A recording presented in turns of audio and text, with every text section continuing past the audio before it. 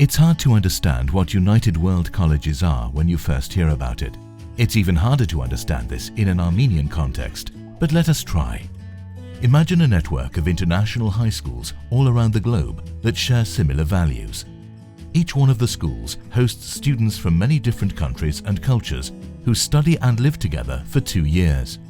For example, here in UWC Dilijan in Armenia, we have roughly 220 students from 80 countries, making it quite an amazing place to live and grow in.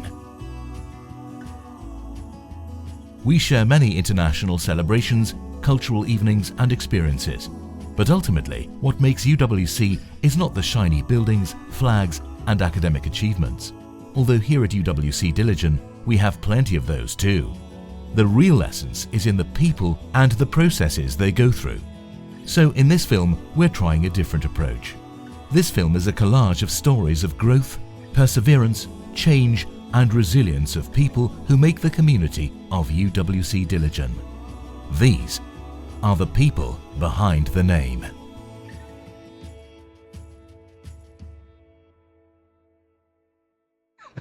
Chop it up, Sonia.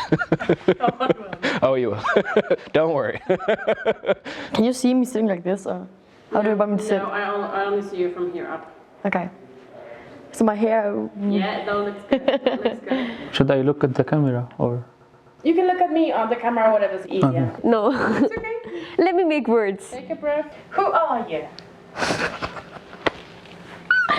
You're so amazing, Sonia. You can look at me as you reply to those questions, and if you mess up, we can just go over again. That's not a problem. Okay. Yeah. Let me think about what's worth adding. So first you will ask me, let's say, who am I? Do you want me? Okay, I've had many interviews like this about my story, or let's say, or my background, which is a bit tragic. Mm-hmm. Do you want me to include that, or how? Who am I, right? Okay, so who am I? A student, a reader, and a humanist? Oh, wow, that's a difficult question. I'm Lizzie, I'm 18. I'm just a student here, and I'm pretty insignificant. I'm a proud person from Dilijan. My name is Rabi Abutaha. I am 18 years old. I'm from Palestine, but I was born in Syria. When we moved to Lebanon in 2012 after the Syrian civil war. Okay, I'm Maheen. But if we talk like what I would like to define myself, I would like to define myself as a book with unorganized chapters and pages. Ես Աննան եմ, ծնվել եւ մեծացել եմ Դիլիջանում. I am the part of the world, and the world mainly for me is the nature. So I am the guy who doesn't like cities, who doesn't like much civilization. There are a lot of good things in the civilization, of course, but I am mostly about the nature. Ավարտել եմ Մխիթար Սեբաստացի կրթահամալիրը, մասնագիտությունս իրավագիտությունն է, իմ մասնագիտությամբ չեմ աշխատել, դպրոցի բացմանից կորվանից աշխատում եմ այստեղ, խոհանոցում որպես սպասարկող. I'm a teacher, I'm a writer, I'm a student, I'm a father, I'm a husband. So I'm a father of 3, and I'm a husband to 1, which is great. I'm someone who has a lot of ideas and ambitions, and sometimes I have trouble translating that into the real life. A lot has happened to me ever since I came to UWC, ever since I came to Dilijan, and I'm trying to find this core thing that has linked me from one life to the other to actually know who I am. But I could also say that I am the amalgamation of all of my experiences and everything that has brought me to be here. I'm a Swede living in Boston. I am an engineer by training, and I'm an educator, I would say, by heart and mind. And the other important part of me is probably being a mother.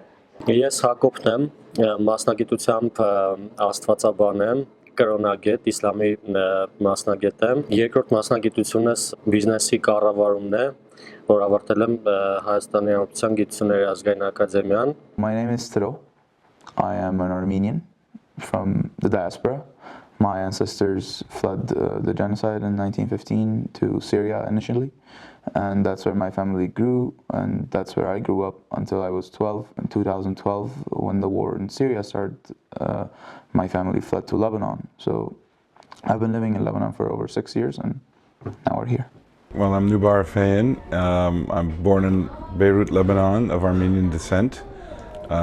Lived there till the Civil War in 1975, where my family and I escaped that war and ended up in Canada, Montreal, which is where I grew up, and eventually ended up in Boston, Massachusetts, in the US to do my PhD at MIT. And then since then I've been involved in a number of philanthropic projects, mostly dedicated to improving the human condition in Armenia. Armenia, which is the ancestral land and nationality that I come from, has gone through a lot of turmoil. Most recently, after the Soviet Union, the country had an economy in shambles and a lack of any support system. I know that I'm a 16-year-old. I'm from France. I know that I'm a swimmer. And to be a swimmer, you need to be physically strong, but the most important part of a swimmer is you need to be also really mentally strong. You need to believe in yourself. And I'm a girl with a lot of dreams, big dreams, so I usually have difficulties like believing in me being capable of achieving those dreams, but I'm slowly getting there. I'm an IB student, experiencing new things, new areas, new fields. Who doesn't know what he wants to do after IB? That's it. I am Cindy Landaita. I am a Venezuelan student, and I don't know. It's really hard for me to define that. I'm from a small city called Quetta, from Pakistan. We were a target for the genocide in that part of the city for the past 20 years, and eventually we had to move out of the city, of the small town, and to the city of Karachi in Pakistan. I'm Aid Omar. 19 years old. I'm from Iraq. I am a simple boy who wanted to achieve his dreams, who believed that the dreams are possible if the person really has faith in himself, who never tried to avoid the circumstances or the obstacles. Instead of that, he just tried to face it and to come over it. My first profession is a politologist, because I have studied 8 years in the Yerevan State University and a couple of other universities, like as a PR and image maker guy, and I have worked 6 months like that, and I have realized that I hate this political sphere, everything that is connected to that, because compared with nature, it's fake. It's only, let's not say only, but let's say mostly 90% is all about cheating people for income or for your own projects. So I have decided that I want to move my reality from that dirty place into the heaven, which is again nature for me. I think I'm an existentialist, so that means that right now the adjective that I most like to describe myself is sensitiveness. I'm a really sensitive person, but at the same time I feel very free to choose who I'm going to be tomorrow, and who knows who I'm going to be tomorrow. So the most important thing for me would be for people to realize what we're doing to the world right now. Of course, there's also poverty and conflicts, but I mean, first we need to protect the planet on which we're living in. I always wish to be the reason behind someone's true smile, and to help someone who needs help. I want to be available for everyone. And for me, actually, humanity is the most important thing in this world. I think tolerance and people respecting other people for their choices of being who they are. Just trying to recognize my own bias and not judge people too quickly. I find the work to be important, to deliver some ideas and some considerations for the students. I try not to think of my role as a teacher. I know it's very IB-ish to say I'm more of a coach, but I try to be more of a coach, more on the sidelines. The most important thing for me is to be at peace within myself, to understand what it is to balance out and understand yourself. I'm really on this quest to understanding how my learning process is and how much I have to learn in order to become a version of myself that I need to be proud of, even though I am proud of myself right now. Definitely love, because I went through a really hard time in my life, and that's really normal, but it was a very long time of suffering. And I found that I didn't love myself. So when I started loving myself, I saw that love everywhere. And I started building myself up on love. Everything I would do was, like, the string of light in the end was love. I've shaped some attitude towards life, towards what's important for me, generally. And so far, like, I'm an artist, so I prioritize art in all terms. Like, I see art at first and then everything else, because I consider it really immortal thing, because it holds so many emotions, so many unexpressed emotions of people. I live in a world where feelings are very negated, very neglected, and people want to be stones. And I find that very upsetting. So I constantly am trying to be as human as possible. I used to feel lonely when I was like 14 or 15. I'm an only child. Maybe that also affected my state. So, but I found a way to overcome it, like really nice way, I think, so far. So I just stick to myself, like, first, and I consider myself as the very first and closest person I have in the world, and then I move to other people, move on to get to know other people, because I believe that if I have myself to talk to, I can never be lonely. Love made me develop an understanding of things. People call me naive for that, because I can't help but look at a stranger in the street and think they have their own story, they have their own struggles, their own way of saying I love you, own way of holding hands, and I think, wow, how can I not love such a thing? Coming here made me realize how important my family is to me, because I have never been more worried about them or more caring about them. Because being back home, I knew what was going on, but I also knew how to handle it, because I was used to it and they were all used to it. So as long as we were together and I saw them each day, I knew it was fine. Even if outside of the house it was all crashing down and a mess, I knew they were with me and I knew they were fine. I try not to feel guilty, because I am here in this privileged space and eating every day and having all of these meals in cafeteria and having security when I go out, and I know they don't have that. I feel like I want to give them that back, and I can't, because I can't right now. And I try really not to feel bad about it, but it's really hard sometimes. It's family. The most important, and it's not only the family, the people you live with, because you spend more of your time with people you work with, and they are also your family. And these are the most important people, the people who are around you. For me, is the sense of belonging that I've thought about for a long time. Growing up in an Armenian family, in an Armenian community, Armenian school, Armenian, outside of where I'm supposed to be, Armenia, builds up this extremely high level of enthusiasm for connecting back with where you belong to.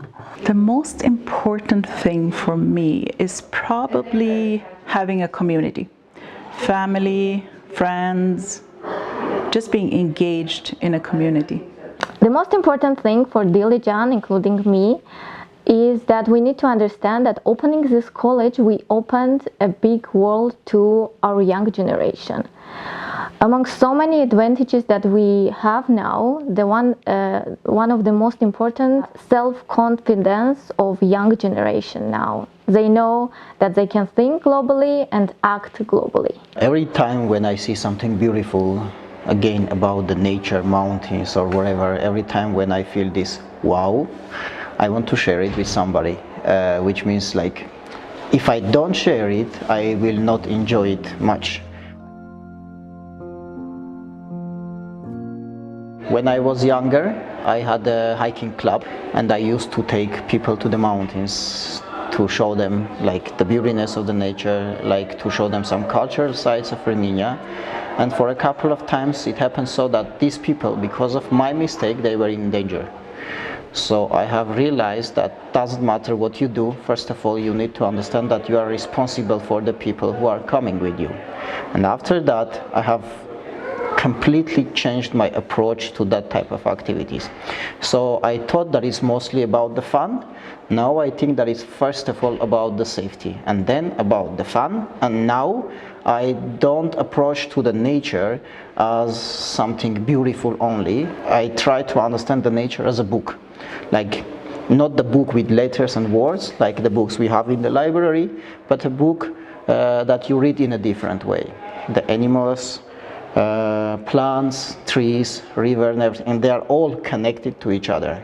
So, and this is a very interesting and very nice looking story that if you learn how to read and how to understand, like it's just something. It's wow.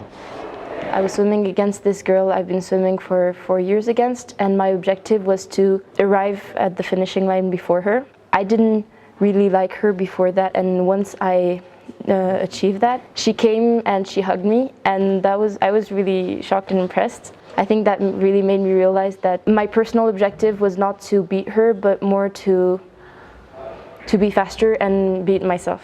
I think that being raised by my parents, because they tried to raise me in a very deliberate, intelligent, and considerate way, and I think that really helped me mature. It's not one particular experience. I think it's growing up in Sweden, where the difference between Sweden and many other places is that you have an equity that is very different. Like people have the basic needs, education is free, healthcare is free. I think we are way ahead of other countries when it comes to equality between men and women. Being a woman, I could get the same education, I could have the same goals, the same aspirations in terms of career, which of course, as I moved to the US, I realized that's not the case. But it sort of is what has shaped me and my idea kind of to get involved, very much involved in education and realizing the importance of education. Seeing my parents who came from very simple backgrounds, education took them from that simple background to something different that they shaped, and they always told us education is sort of key to a life that is meaningful. No more than 3 people in my life has been just gone without knowing if they're alive or where are they settled, because they were kidnapped by ISIS. 2 of them were my grandparents. It's been like 5 years and I don't know if they're alive or not. Based on my upbringing, which was heavily influenced by my father being born and my mother being born into families that had survived the Armenian genocide some 100 years ago. Freedom and liberty and human rights and justice and a number of these things that are at best concepts that are available on the television, on the internet these days from most of the Western civilizations, personally affected my family's life and really shaped how I think and how I act. I'm the product of survival, and that has had a huge influence on my life because it's caused me to think deeply about what it is, what one needs to do when one has a second chance at life. My dad left us, and that's where I realized that I belong to science in this case, and to a lot of things that I liked at that time. And ever since 8th grade, I've been known as that person, because that's the time when I became who I am. The most life-changing experience for me was when I was rejected for one of the most important scholarships. And that was the time when me and my sister both were selected.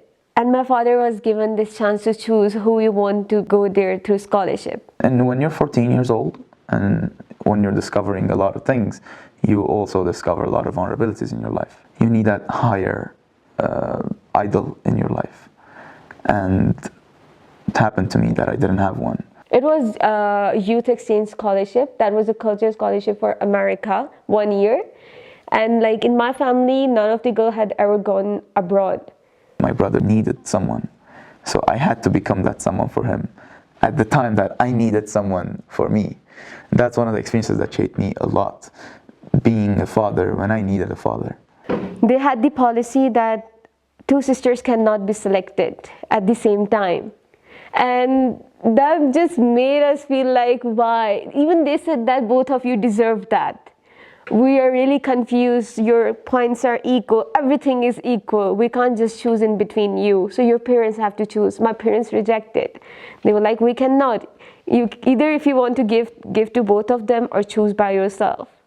And then they chose my sister because she's older than me. My father's words, I cannot cut my one arm to let the other arm go.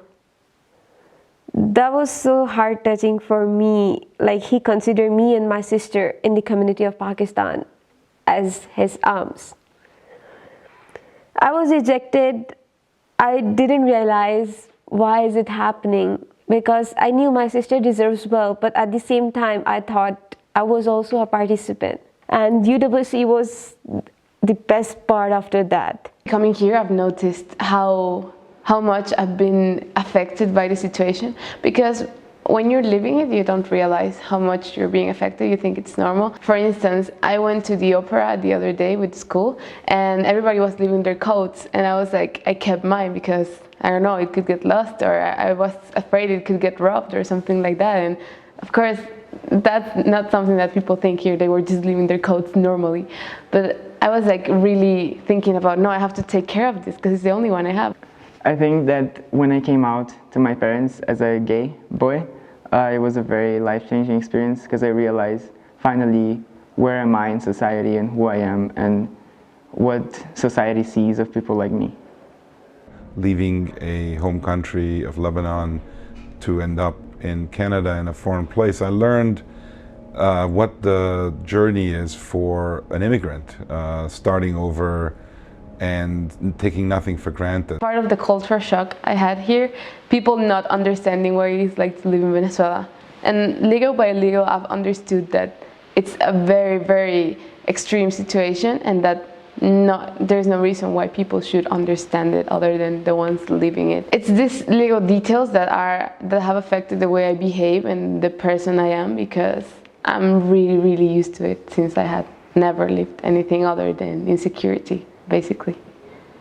Being Palestinian from Syria gave me the thing that I should have the Syrian travel document instead of the Syrian passport in order to save our right of return to Palestine. But that made some problem for us of not having the passport itself. For example, I was chosen also to go to the Netherlands to participate in an international MUN there. However, I was not accepted by the embassy when I sent them an email that if I can apply or not, because they said that you don't have a passport and that the Netherlands doesn't accept non-passport documents such as mine. My document looked like a passport, but the opposite is that it's written travel document for Palestinian refugees in Syria. This was a barrier for me in looking for universities, because I had to email all the embassies just to ask if they accept this document or not. I restricted my list to be in the US or Canada, even though at the moment we are banned from entering the US, but I'm just hoping for it to change. Otherwise, I might just go back home because of these document issues and international recognition. So it is possible that you can get a full scholarship to attend a college in States, and you might not be able to go because of that. Yes, because many people before me had the same issue and they got a full scholarship and a full help, but they weren't able to go there because the embassy didn't accept them at all.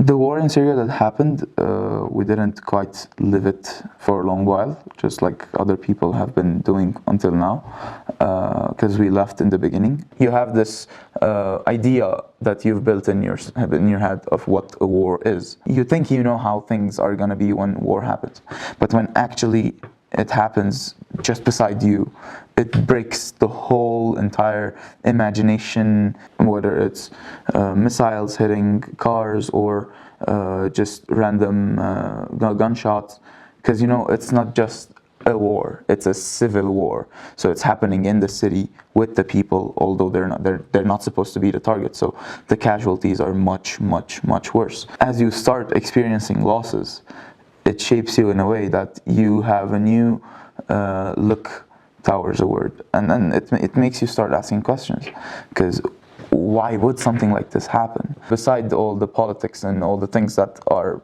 behind it, but you start asking questions about humanity. I mean, personally, I am humane and I would never do such things. But aren't the people who I've lived in the same place for 12 years the same? So is there anyone who is actually not as humane as I am or as you are? So when you start asking those questions and when you have no answers but no, it makes you look towards the world with a different view. Experience that shaped me the most was when I moved from my hometown, which was a small town, to the city, and I got exposure to the real city world and the competition of it and the environment of it, which made me think that, yeah, this part of the city is not equal to this part of the city. The rich is getting richer, the poor getting poorer, and being victims of capitalism. That's what shaped my life the most, and that's what made me think that equity would be good for all. I try to adapt myself as well, because maybe they see something here and they compare it to dollars and they say, oh, well, this is really cheap. But then I know it's cheap, but at the same time, it's not. For me and for my family, spending $10 in anything, it's too much. It's like a big effort. Ճիշտ է, յուրաքանչյուրս էլ անցել ենք ինչ-որ փորձության ճանապարհ, բայց ես այդ փորձությունը փորձել եմ հաղթահարել ինքս իմ ջանքերով, քանի որ ես ինքս կյանքում աշխատասեր եմ, ես միշտ էլ հույսս ինքս ինձ վրա եմ դնում, չեմ սպասում կողքից ինչ-որ օգնության, ավելի ճիշտ հույսս ես եմ.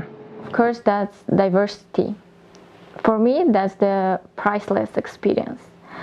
When you're coming here, when you're at college, you're meeting people from 77 countries, and that make my soul rich. It's the difficulties which I've had with my own kids. Now now I see every single student as my kid, because I have sons of their age. So every student with his or her difficulty, which I have to support, to help or whatever with, is the experience I get. Because I'm not a person who will say I'm older than you, I know more than you. They teach me more than I do. Definitely. The biggest surprise of my life was meeting my wife, I could say. Minus the romance and things like that. Just the idea that there's somebody who is interested in me that much and somebody who I'm interested in that much. We've had 6 years together, going on 7 years this April, and we've packed in a whole lot in that time. And somebody who is not just, I'm going to have a crazy idea, but now let's go do the crazy idea. You know, there's the cliff. Okay, let's jump. Right? She's been the biggest surprise of my life. It was me, Sveta. And that's the roller coaster that's been our life for, like I said, about the last 7 years since we met. The birth of Crystal, nuts. Absolutely nuts. Yeah, that she's also a game changer. Yeah. Because I knew I was going to have kids one day, but I could picture them running around. I could picture them running around naked. I could picture them running around sticking their tongues out at me, but I couldn't picture exactly what their faces look like. As they've come along and filled in and as they're growing and changing, continuing to morph and evolve, to fill in those blanks for me. Yeah, exciting. Game-changing, exciting, world upside-downing, if that's a word, and if not, it should be. Love, patience, tolerance, respect.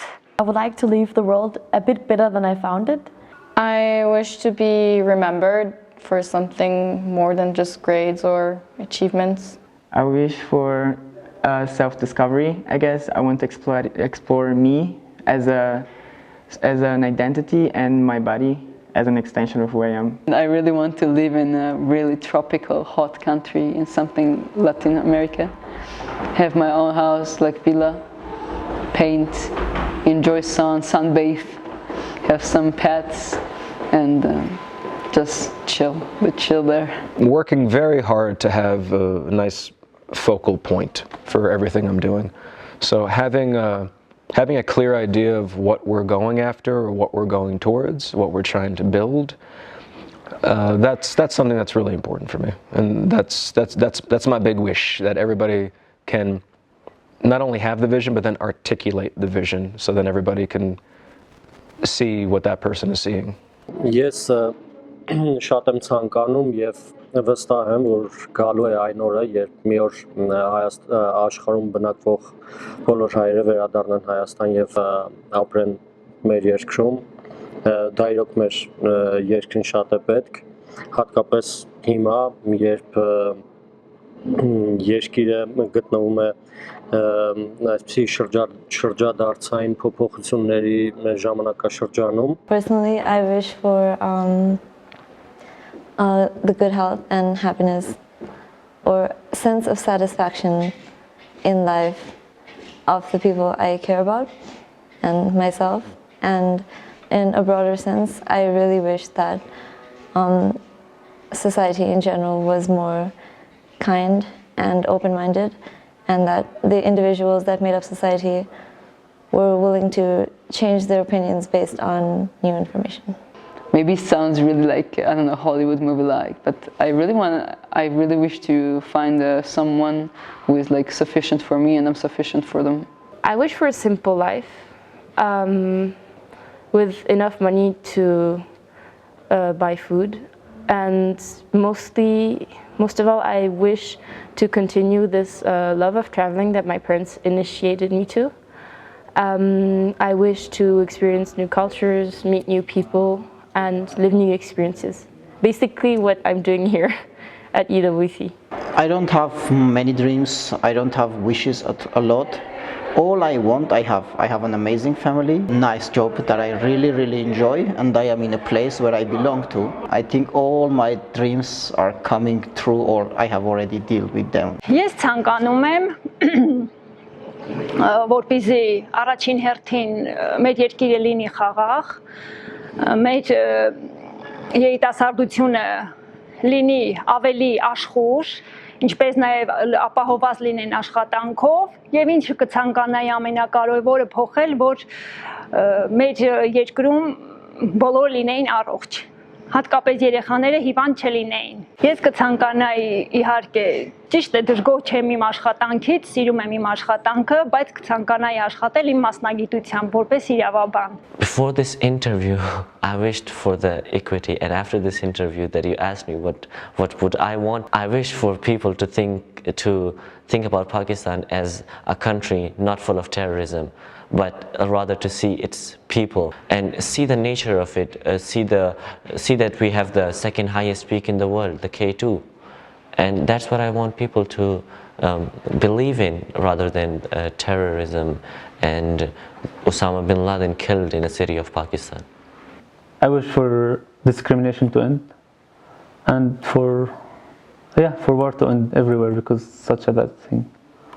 I think I wish for a good education for all kids. My goal is sort of that they would get a good education and at the same time understand that what's important is really that you care for other people and care for your community and your family and your friends, and that's the sort of the only way to stay happy. The thing I want to see happen before I die is I want to see my dad happy. I want to see my dad happy with no barriers, with no fake smiles or no, I'm happy because you're alive, honey. I want him to be happy individually, and I want him to be able to breathe after everything we've been through. I was born into the arms of the man whose arms never grew tired.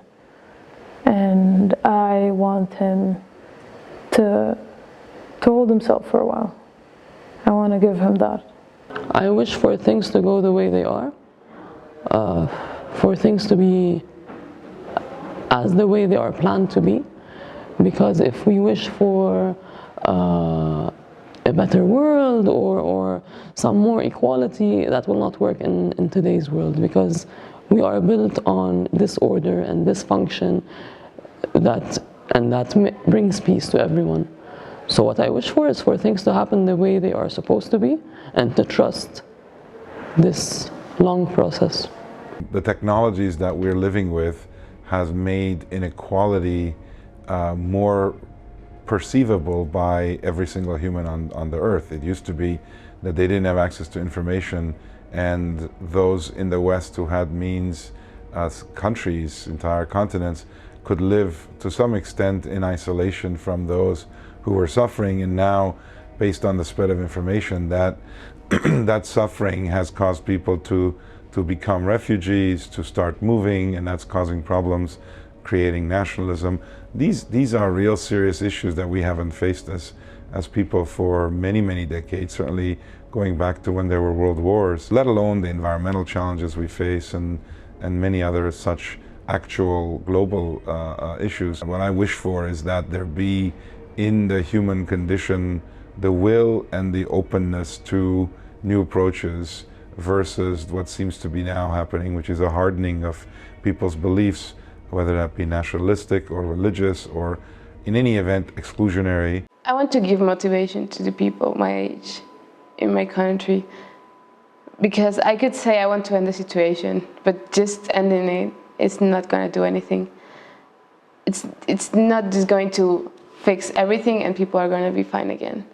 Because what I see in Venezuela is not just an economical problem or a bad government. I see people that have lost their will to act in general. Everything that's happening, it's so disappointing, and it makes you feel so useless in some point to see that everything is breaking down around you and you can't do anything. Very simple examples. When we received the talk for UWC, almost no one wanted to apply.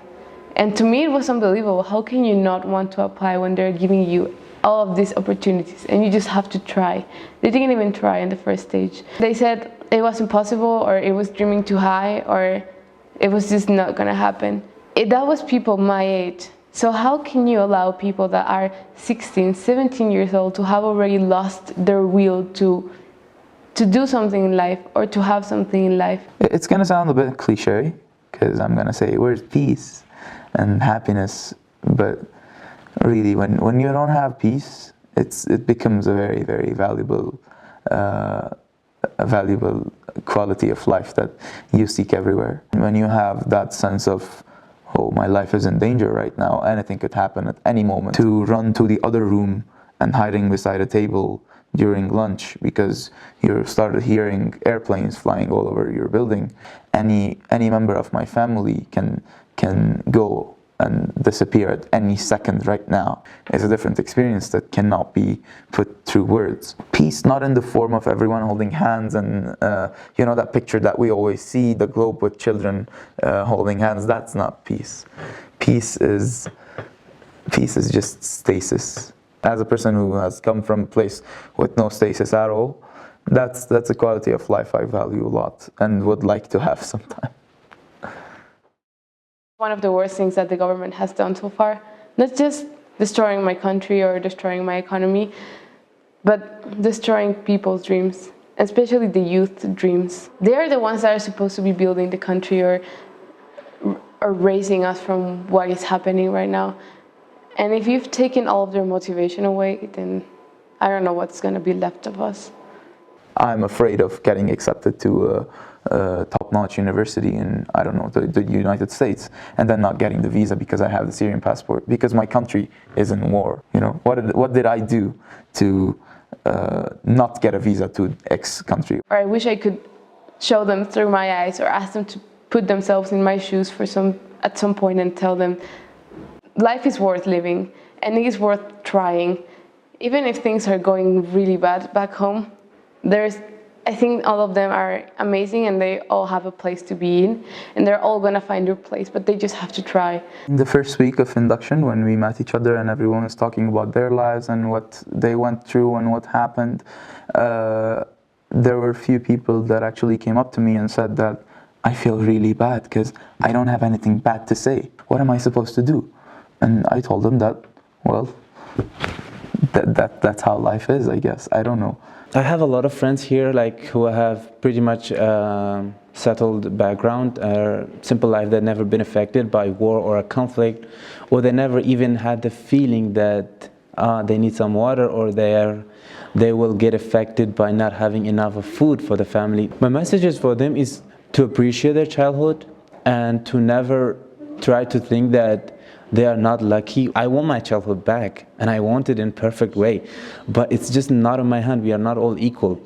The things that you are achieving, no matter how privileged you are or how good level you were started from, there are some people who are starting from the bottom who are actually willing to be like you, who deserve to have the life that you are having. And I was one of the few people who got the chance to get in United World College. So I just simply want to tell them, or let's say to tell the entire world, that no matter where you're from or how you come up, believe in yourself and don't think that you are weak or you cannot do what you are achieving or what are you dreaming of. You have a dream, you want to do something, reach out to as many people as you can and talk about that dream, because you just don't know who will be able to help you. I came over all the struggles, losing half of my family members and living in a camp for like 2 years, not getting educated for 1 year because of the conflict. It doesn't stop me to come here, to get educated, to explore myself. Having the initiative to realize that the world doesn't owe you anything, but that you can actually give the world a lot. More people to realize what it is that they have in their lives that they should feel a sense of gratitude towards, and how to convert that into action. Whether it's from extreme survival, personally, or a descendant of it, or just realizing that there's a set of circumstances that make you who you are, and then converting all of that chance, really, second chance, or the action of other people into action towards others to help their lives. That's my biggest dream right now, to be able to show them through my eyes that the world gets better, and it can get better if they just try. Life is amazing.